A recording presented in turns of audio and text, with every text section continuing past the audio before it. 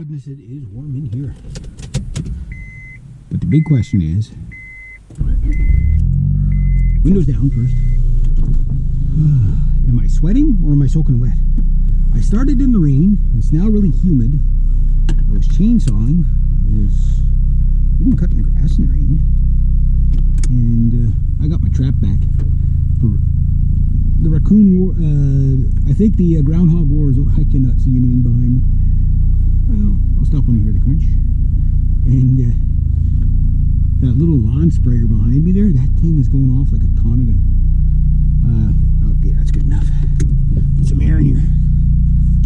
Oh, it is muggy, but nothing like yesterday. So today was a very labor intensive as always, but I went and checked out the Beaver Dam and to see if why the water's so high there. And it's like, it's hot. I know there's been a lot of rain, but like the water is really high for there.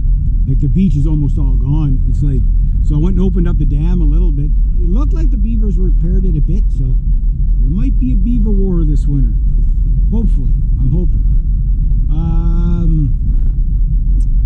Yeah, that sprayer there, my poor client, she has the worst luck. You know those deer sprayers? You walk by them, then they spray the deer. Well, either they get ones that don't work hardly at all, but this one is like a Tommy gun. Like it sets itself off. I think what's happening is a little bit of a leak, and the drip basically goes past the sensor, and then it starts shooting again. It's just sitting there. It's just like spraying and praying. Like it's like that's the most active one. And I got shot by it about 15 times today, trying to set it up. So it's either you get a deer sprayer that doesn't work, or one that just won't stop. You like it goes for a few seconds. But it actually cut grass in the rain today, so it did okay.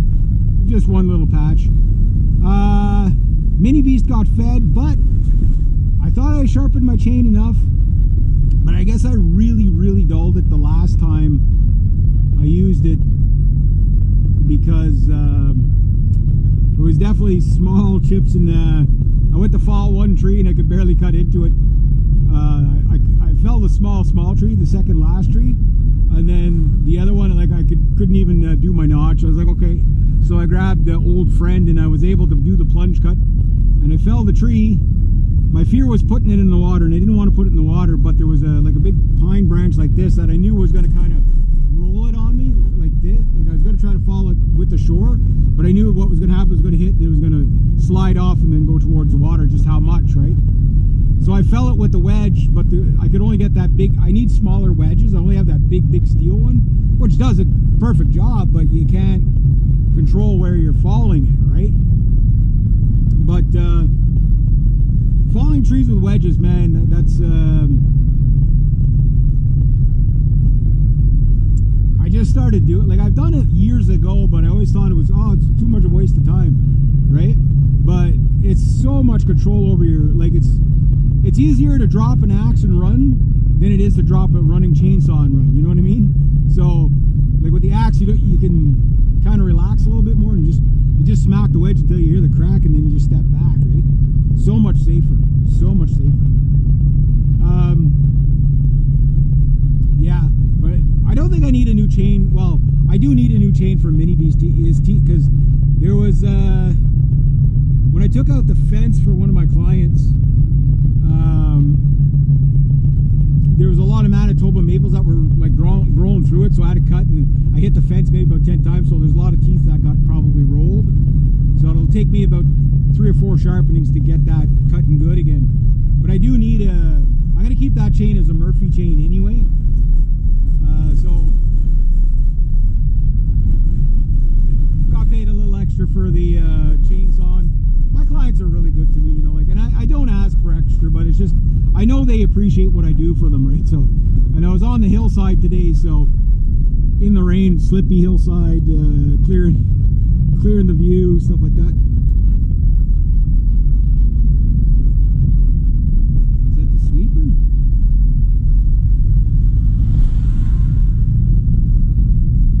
I wonder who that is.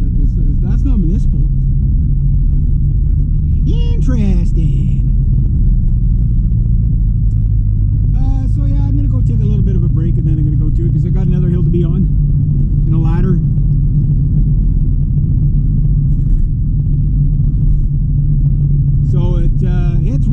but nothing like yesterday.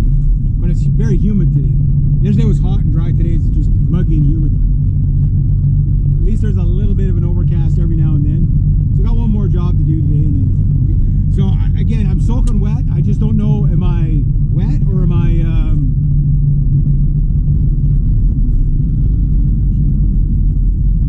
I'll be back. Yeah.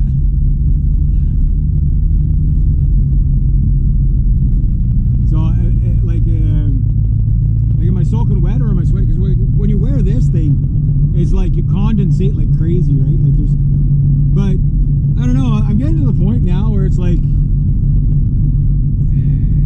I'm so used to being uncomfortable all the time, hot and dry, wet and raining and muggy. You know, sweating all the time, in dust, in sand, in like two-stroke pine, pine sawdust, all stuff like that. So it's like I'm icky. You know what I mean? Like, it's getting to the point where as long as the rain is warm enough, I don't even think I gotta put on a raincoat. Screw it. Oh, you'll catch a cold, but I'm already soaking wet. You know what I mean? Like if you're never out in stuff like that, yeah, you get the sniffles right away because your body's not used to it.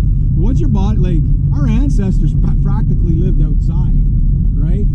So like they were used to it. Like it rained, they didn't go inside when it rained. They just kept doing what they were doing.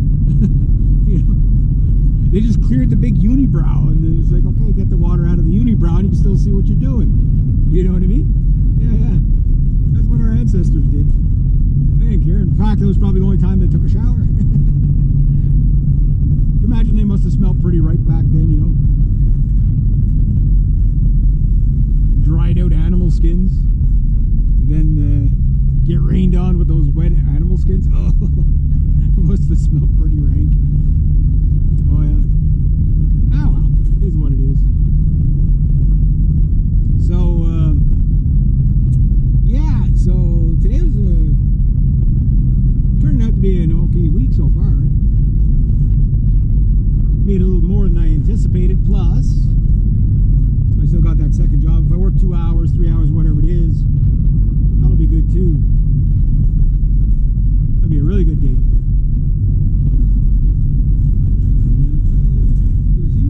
Oh, I guess he's going somewhere. Every time I call my friend Dean there,